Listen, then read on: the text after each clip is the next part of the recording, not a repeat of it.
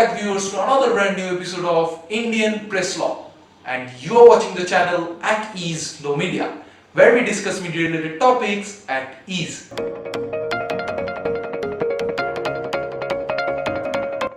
This is the 16th episode where we will be talking about right to privacy.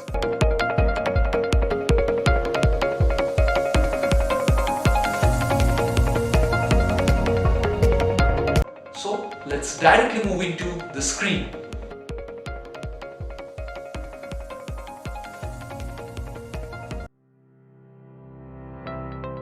Hello viewers, today in this video we will be talking about right to privacy and personal liberty, to protect the right to privacy, the meaning of right to privacy, and finally we will be concluding this video with the conclusion. So let's begin. Right to privacy. The right to privacy is a fundamental and legal right. As we all know, according to the fundamental rights, the right to privacy is a fundamental and legal right. According to Article 21 of the Constitution, which says, "No person shall be deprived of his or her personal liberty except according to procedure established by law." Which means that any citizen must not be deprived by his personal liberty and his right to privacy. So now let's quickly move on to the next part, that is personal liberty. As we all know, what is liberty? Liberty is related to freedom. Now personal liberty. So let's check out what P.N. Bhagirathi says. The expression personal liberty, according to Justice P.N. Bhagirathi, is the widest amplitude and it covers a variety of rights. That means personal liberty covers a variety of rights which go to constitute the personal liberty of man. That means liberty and freedom is kind of similar. So personal liberty means, according to Justice P.N. Bhagirathi, is one of the widest amplitude. That means it's a wide section. Personal liberty covers many aspects of freedom. So widest amplitude and it covers a variety of rights. So under personal liberty it comes a variety rights of the citizen.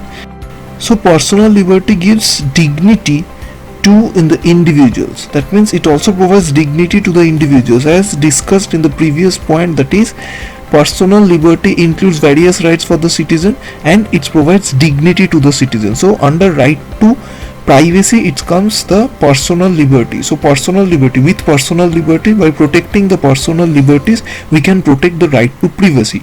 Now providing the freedom to live his own life, to do his own things, no interruptions. That means we all know the meaning of privacy, right? That means giving space to every separate individuals. So providing him, that means the separate individual, the freedom to live his own life, my choice, and to do his own things. So this is the personal liberty. Now talking about the protection of right to privacy, what it protects. It is necessarily mean to creativity, growth, autonomy, relaxation and mental health, for the privacy is protected by law. That means it protects the creativity, it protects the growth, it protects the autonomy, relaxation and mental health of the individual citizen of India by protecting this law, by protecting the right to privacy for the individual person. So now we will be moving on to the next part of this video. Now viewers, you might be wondering why meaning in the middle of this lesson. So we all know that the meaning of privacy, it's pretty much self-explanatory, as we all have privacy in our lives, and my life, my choice. So coming back to the lesson, the meaning part, it is related to defamation under the Indian Penal Code. That means it is related to defamation. So how it is related to defamation, that I will be justifying by reading this second point. Imputation which is intended to harm the reputation of a person, which means in defamation any person is defamed by other individual or other any journalist. As we know that under freedom of press in India, we consider the journalist as citizen of India. In India we don't have any separate freedom of press. So moving back to this topic, that right to privacy and defamation is like similar, as both imputes the reputation of a person. So moving to the third point, that is, for example, The exposure of private love life of film stars in film periodicals can be thus challenged under this law. That means poking nose into someone's personal life, be it a ordinary or be it a star's life. So poking the nose into someone's personal life can be charged under this law. So moving on to the fourth point, that is very vital point. So viewers, have you remembered the exceptions of defamation? So now let's read it. The similarity in this slide, we are just mainly distinguishing the right to privacy with defamation. So according to the defamation, they are having some exceptions. So do right to privacy also is having some exceptions. So sometimes a case can be made out of the views that such a exposure has been done in a good faith. Remember, good faith, public interest, public good. So good faith and public interest for the public good. That means any defamation in the exceptions, as we have learned in the exceptions, that something is not defamation, some statement is not defamation if it is made for the good faith and for the public interest and for public's good. Fair comment, remember. So same thing goes in right to privacy as well. Thus exposure of political scandals by reporters and not always defamatory. So in terms of right to privacy, there are also some exceptions similar to defamation.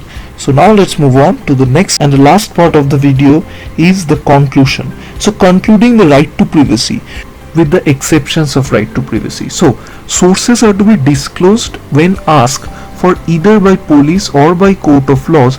In most cases, however, the law respects the confidentiality, which means if required, the police and the government officials can seek private information of any individual, but keeping in mind the law always keeps respect of the confidentiality of every individual. That means there is a conflict between right to publish and right to privacy. So what is the difference between right to publish and right to privacy? In addition to right to publish reports on events, and individuals keep in mind the public interest. So the individual while publishing it keeps in mind the public interest. As a journalist is privileged to publish a substantially true report, which might hamper the right to privacy, the privacy part of any individual. But a journalist is having some privilege, right? So this privilege was withdrawn during the internal emergency but was restrained by the 44th Amendment Act 1978.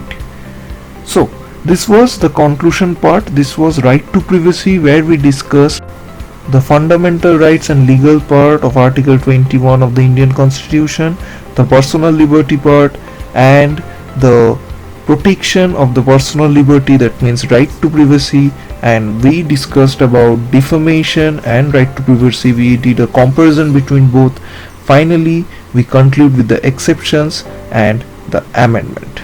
So this was it. Thank you guys for watching this video. Keep supporting At Ease No Media, where we discuss media related topics at ease. Thank you viewers for watching this video. Keep supporting At Ease No Media.